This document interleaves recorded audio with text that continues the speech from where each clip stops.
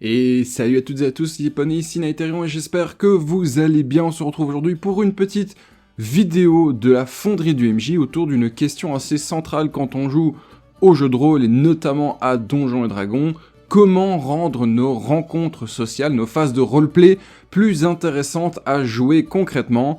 Et c'est à cette question que Mike Bernier a voulu répondre dans un article que nous allons aborder ensemble aujourd'hui avec des explications supplémentaires.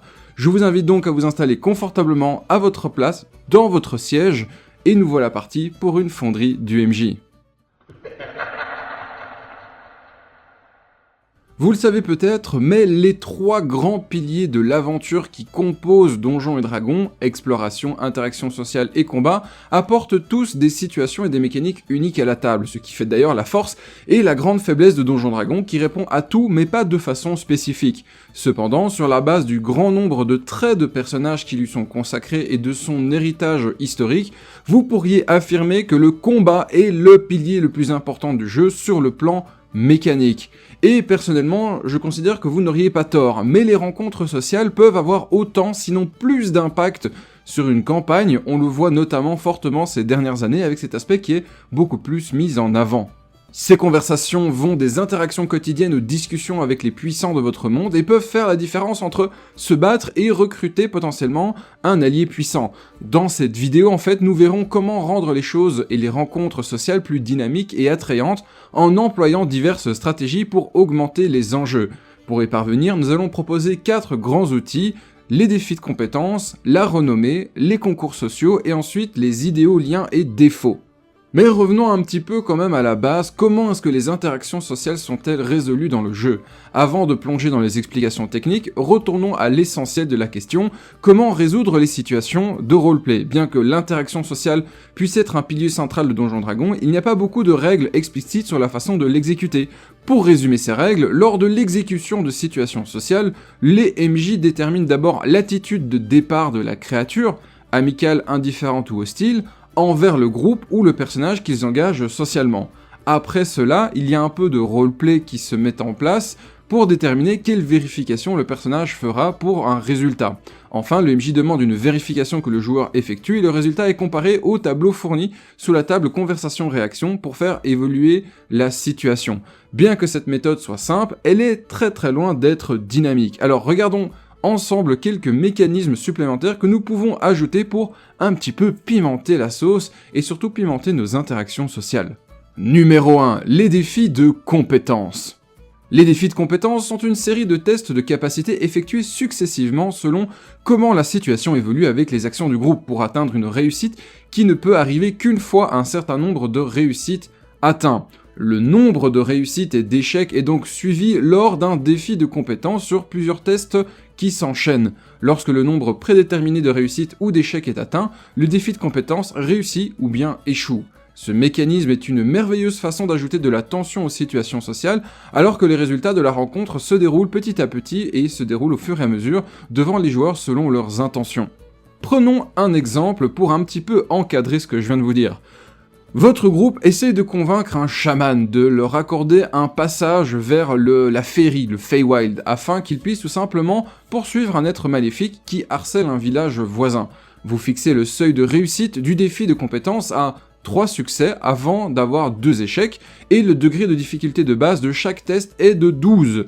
Le voleur veut déterminer quelles sont les motivations du chaman, le MJ lui demande donc de faire un test de perspicacité après son roleplay. Le voleur reçoit donc un résultat de 14 sur son jet de dés, ce qui compte comme un succès puisqu'il dépasse le 12 du degré de difficulté. Voyant qu'ils ont réussi, le voleur apprend également que le chaman se préoccupe du bien-être des esprits de la nature qui habitent la forêt.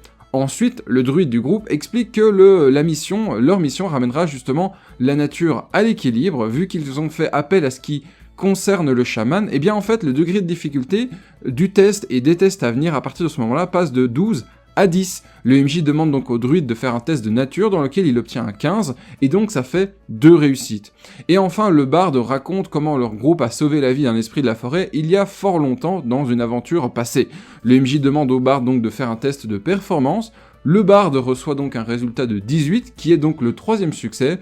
Le groupe donc a réussi son défi de compétences et recevra l'aide du chaman, car ils ont obtenu donc ces 3 réussites nécessaires afin de débloquer la situation.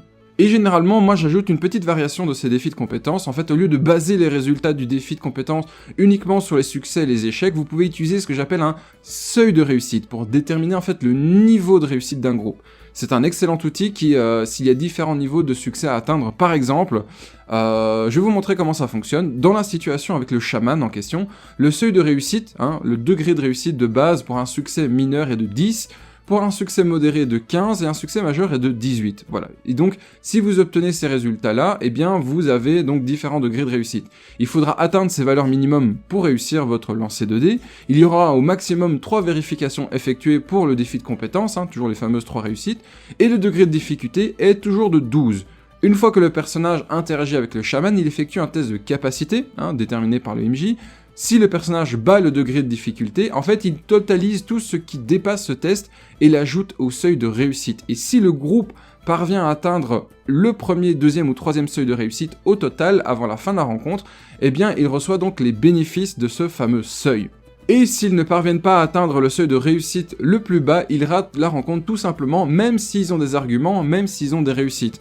Et en utilisant l'exemple en fait que je viens de citer avec le chaman, le voleur a réussi son test de 2, car il a obtenu 14 et que le degré de difficulté était de 12, donc 14 moins 12. Le druide a réussi de 5 et le barde a réussi de 8, ce qui fait un total de 15, ce qui entraînera donc un succès modéré dans cette situation. En plus de donner au groupe l'accès au Feywild, le chaman pourrait par exemple fournir des conseils qui peuvent aider le groupe à chasser l'esprit maléfique. Si le groupe avait réussi à obtenir un succès majeur, peut-être même, qui sait, que le chaman aurait tout simplement rejoint le groupe pour les aider dans leurs aventures. Outil numéro 2, la renommée. Ce mécanisme est mieux utilisé pour les situations sociales jouées au cours d'une campagne. C'est quelque chose qui se joue vraiment sur le long terme, donc gardez-le en tête, c'est pas quelque chose qui s'applique directement. Le système de renommée en fait offre aux personnages un bonus dans les rencontres sociales en fonction du niveau de respect qu'ils ont acquis auprès d'une faction ou d'un groupe de personnes particuliers. Ils accomplissent, en accomplissant des tâches pour la fonction et la faction ou le groupe en question qu'ils essayent de persuader, en fait le groupe gagne en notoriété, rendant plus plausible des résultats généralement impossibles à avoir en temps normal. Bien que le système de renommée puisse être utilisé différemment, le moyen le plus simple d'intégrer la renommée d'un groupe dans des situations sociales est d'affecter l'attitude de la faction avec laquelle il interagit.